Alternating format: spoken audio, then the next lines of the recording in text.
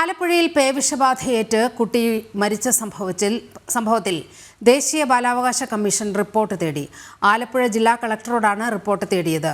യുവമോർച്ച ജില്ലാ president advocate S Harigovind നൽകിയ പരാതിയിലാണ് നടപടി. വിവരങ്ങളുമായി നിഷ ദിലീപ് ചേരുന്നു. നിഷ, വിവരങ്ങൾ.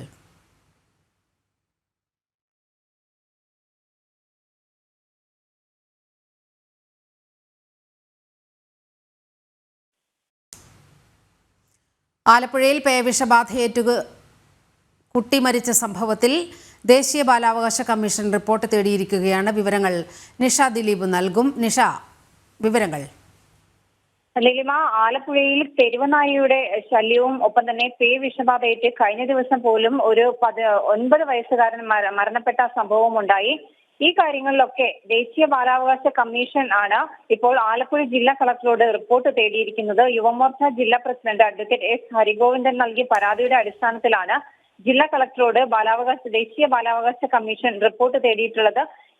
കുറെ നാളുകളായി ആലപ്പുഴയിൽ തെരുവനായയുടെ ആക്രമണത്തിന് കുട്ടികൾ ഇരയാവുന്ന സംഭവങ്ങളുണ്ട്. മാത്രമല്ല, തെരുവനായ സ്കൂളിൽ പോകുന്ന കുട്ടികളെ പോലും ഉപദ്രവിക്കുകയും കഴിഞ്ഞിടയ്ക്ക് ഹരിപ്പാട് 9 വയസ്സുകാരൻ മരിച്ചിരുന്നു.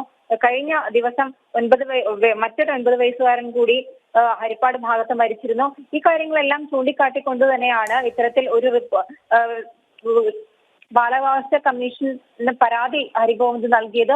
അതേ തുടർന്നാണ് ഇത്തരത്തിൽ ബാലാവകാശ കമ്മീഷൻ ആലപ്പുഴ ജില്ലാ കളക്ടറോട് റിപ്പോർട്ട് തേടിയിരിക്കുന്നത്. കാരണം ഇത്തരം തെരുവുനായ ആക്രമണങ്ങളൊക്കെ ഉണ്ടാകുമ്പോൾ അത് എന്ത് കാര്യത്തിലാണ് എന്ത് നടപടിയാണ് സ്വീകരിച്ചത്, അതിന് ഏത് രീതിയിലുള്ള പ്രതിരോധ മാർഗങ്ങൾ ചെയ്തു എന്ന കാര്യങ്ങളൊക്കെ ജില്ലാ കളക്ടറാണ് കൃത്യമായി അറിയിക്കേണ്ടത്. ആ കാര്യങ്ങളൊക്കെ തന്നെയാണ് ബാലാവകാശ കമ്മീഷൻ ജില്ലാ കളക്ടറോട് റിപ്പോർട്ടായി തേടിയിരിക്കുന്നത്. നീലിമ. ശരി, നിഷയാണ് വിവരങ്ങൾ പങ്കുവച്ചത്.